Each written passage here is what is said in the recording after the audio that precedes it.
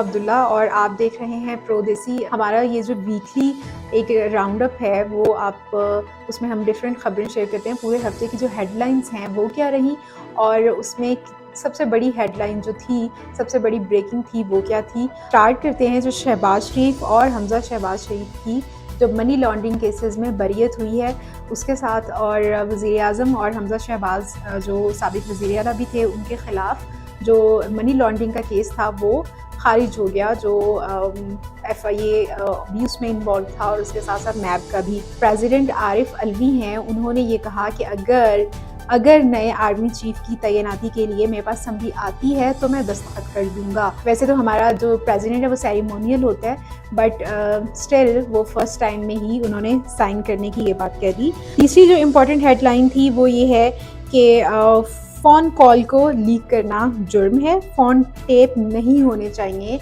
ये कहा इमरान खान साहब ने। बहुत ज़्यादा ऑडियो लीक्स हुई, जो करंट हमारे प्राइम मिनिस्टर हैं उनकी भी हुई, फिर उसके साथ मरीम नवाज़ की भी हुई, वज़ीर आज़म साबिक वज़ीर आज़म जो इमरान खान साहब थे उनकी भी हुई। तो उस पर उन्होंने ये कहा कि ये अनकॉन्स्टिट्यूशनल चीज़ है और ये नहीं होना चाहिए और इसके ख़िलाफ़ हम अदालत जाएंगे क्योंकि ये एक जुर्म है।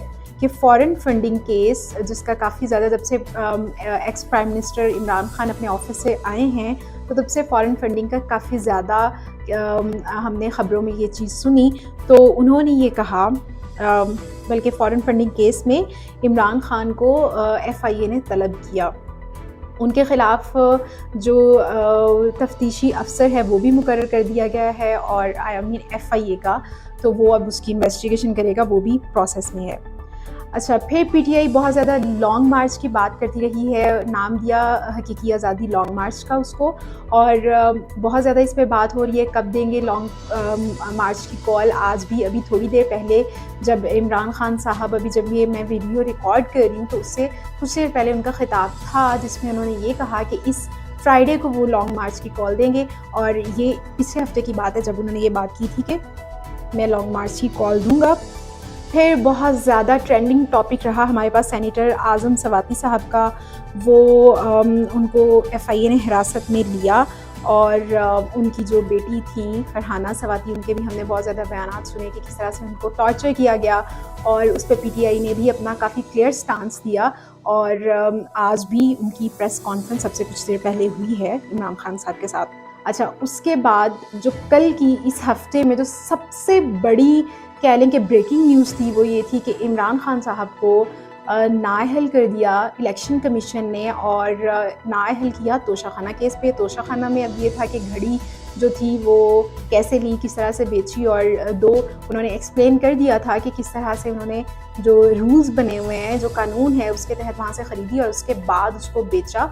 बट इलेक्शन कमीशन ने कहा कि ये करप्ट जो प्रैक्टिसेस हैं, साबिक वज़ीर आज़म उसमें मुलव्विस रहे, इसलिए इनकी रुकनीत ख़त्म कर दी गई और इनको नाअहल कर दिया गया, और वो 5 साल के लिए नाअहल किया गया। ये सबसे बड़ी ब्रेकिंग न्यूज़ थी। और जो उसका इलेक्शन कमीशन का फैसला था उसके ख़िलाफ़ अब PTI ने ये फैसला किया कि वो सुप्रीम कोर्ट जाएंगे।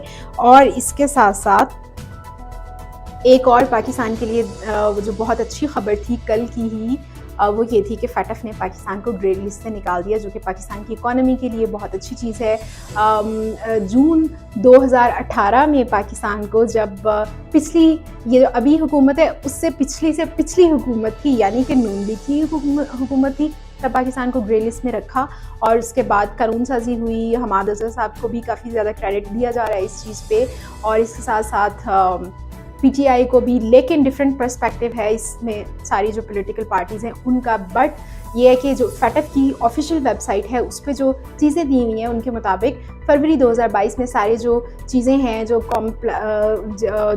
रूल्स दिए हुए थे उनके तहत जो पूरे की गई हैं चीज़ें, वो फरवरी 2022 में कर दी गई थी, विच मीन्स के PTI की गवर्नमेंट में वो सारी चीज़ें जो हैं वो पूरी कर दी गई थी। और अब अभी कुछ 1 महीना पहले तकरीबन FATF की जो टीम थी 5 रुकनी, उस टीम ने पाकिस्तान का विज़िट किया और यहाँ पे ऑन ग्राउंड आके सारी चीज़ें देखी कि क्या वाकई जो बैंड ऑर्गेनाइजेशंस हैं उनको उस तरह से रखा हुआ है, उनको जेल जो कैद सज़ाएँ सुनाई हैं वो हैं, और NGOs को बैन किया हुआ है जो कहा गया था, वो सारी चीज़ें हुई।